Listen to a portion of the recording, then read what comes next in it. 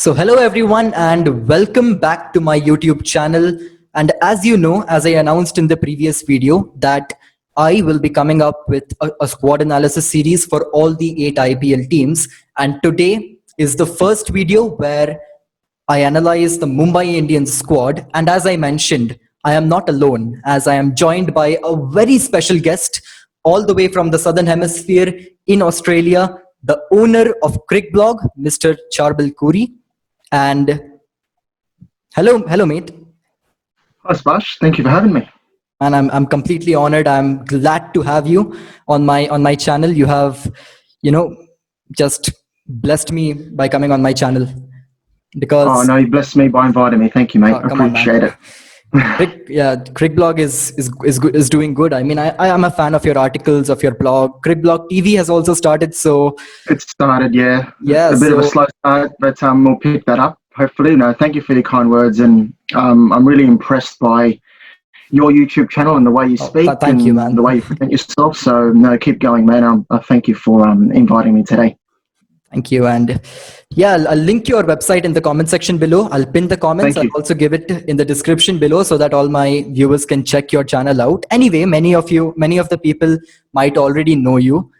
You're not some random guy. You are famous, right? So, not yet. Thank you. I like to think that, but no, just very humbled just to be talking about the game of cricket.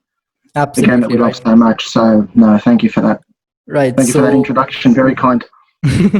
As I said, it's an honor for me to have you on my channel, and I hope that one day I also feature on CricBlog TV. I'm sure you will. I'm sure you will. Thank you. Okay, so anyway, let's get into the video. Mumbai Indians squad analysis coming up.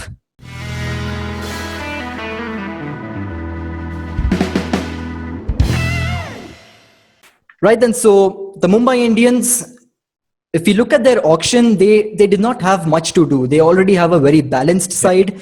And, in my opinion, if you ask me, even if you make the Mumbai Indians play at Moon, they might still do well over there. So their squad is just so good. What do you reckon about their squad and how they went about the proceedings in the auction?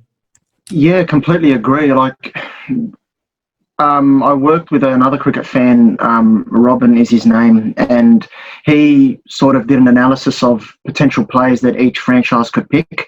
And honestly, we were having a difficult time trying to choose who could Mumbai Indians pick. To be honest, they already had a very complete, very balanced squad. You look at from 1 to 11 in their team, they're pretty much well covered. In the auction, I would say that I was a little bit surprised when they picked up Nathan Coulter-Nile for a pretty decent fee. I wasn't expecting them to make that purchase, but other than that, I think they have a fantastic squad, and even with the loss of Even Lewis, you've got Rohit and Quinton de Kock opening the batting. Most teams in the league will absolutely love to have that. So, I mean, Mumbai again are well covered, and you'd be a very, very brave person to say that they won't make the playoffs again this season. Absolutely. You look at their opening combination, the left-right opening combination, something that you desire in a T20 game. Otherwise, it becomes predictable for the bowling team. Suppose you have 2 left-arm batsmen, you just get in an off-spinner. So you have a left-hand, right-hand opening combination. At number 3, you have a very potent player in Surya Kumar Yadav. At number 4, you have Ishan Kishan. So their Indian core is something which they shall be proud of. They also I think that's what separates Mumbai from a lot of other teams. It's their Indian core. And another thing I'll add is that if they do fail in the top order, unlike other teams, they can recover. They've got the quality in that middle order, like Pollard and the Pandya brothers. They can always count on them to come in with some crucial middle overruns or some crucial death overruns that we've seen over the last couple of seasons. Particularly last year, you remember Karen Pollard in the final, scoring some crucial runs there at the death to get Mumbai, that total, which was 1 run good enough in the end. Yeah, I just ended up winning the game. Well. Yeah, that's and right. If you look at the bases, you want a left-hander in the middle order in T20 cricket. Yeah. Ishan Kishan is a very exciting prospect. He is someone who can play a cameo in which in 15 balls he is scoring 30 runs and he changes the entire course of the match. So Ishan Kishan is a brilliant man to have in the middle order. In fact, I was just looking up a few stats and all, and I came to know that Ishan Kishan is the fastest scoring Indian in the middle overs, only second to Virendra Sehwag. So That's incredible. Wow. yeah. So he is a brilliant person to have at number 4. And then you have the all-rounders. You have Kieron Pollard, Krunal Pandya, and Hardik Pandya. That's where absolutely. the strength of Mumbai Indians lies. That middle order, that lower Agreed. middle order. Absolutely. Even their bowling is top-notch. Absolutely. Brilliant bowling. They have Rahul Shahar, a quick wrist spinner, something that you again desire in a T20 game. You have, obviously, Jasprit Bumrah, probably the best in the world at the moment. You have the experience of Lasith Malinga. Nathan Coulter-Nile, you mentioned, that he may be a bit overpriced, but he is a very fine bowler in my opinion. I think, Look, he can definitely provide value for them, but I'm just thinking, with Trent Bolt also in their squad. Mitchell McClenaghan as well. Maybe they're looking for that right arm option to replace Malinga, because Malinga might not play every game. They want to try and manage his workload potentially, particularly given that games might come thick and fast in the UAE with the sort of the tournament maybe being a little bit shorter in terms of the time span. But no, I think, as you mentioned, their bowling attack, they've got an embarrassment of riches. They've got so many options to turn to, which is incredible. And historically, Mumbai Indians, if you see, they play 2 overseas pacers in their bowling lineup, which might be why they went after Nathan Coulter-Nile. You have Trent Bolt, and then you maybe play Nathan Coulter-Nile as well. As you said, Malinga may not be playing all the games, so Coulter-Nile is the man. Yeah. I just wanted to get your thoughts. What do you think about any concerns regarding their spin bowling depth? Because they probably picked their squad with the thought that, of course, the tournament will be played in India. They'll be playing their home games at the Wankhede, where the pitch is quite, good for batting, where the spinners don't always have great success there. What do you think about their spin attack? That's potentially a concern for me regarding the depth. You mentioned Chahar, Krunal Pandya. There's Giant Yadav there as well in their squad. Yeah. Do you think they have enough depth to do well in the UAE regarding spin?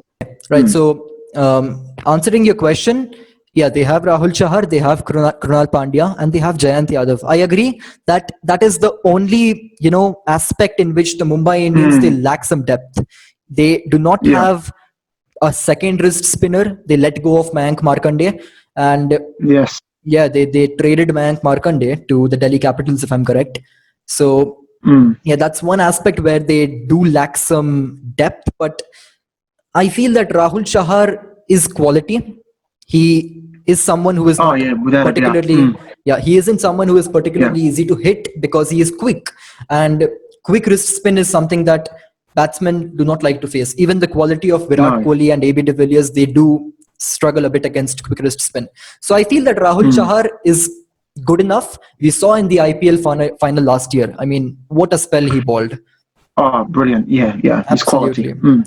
So I feel that he will do fine again, especially in UAE, some slowish tracks.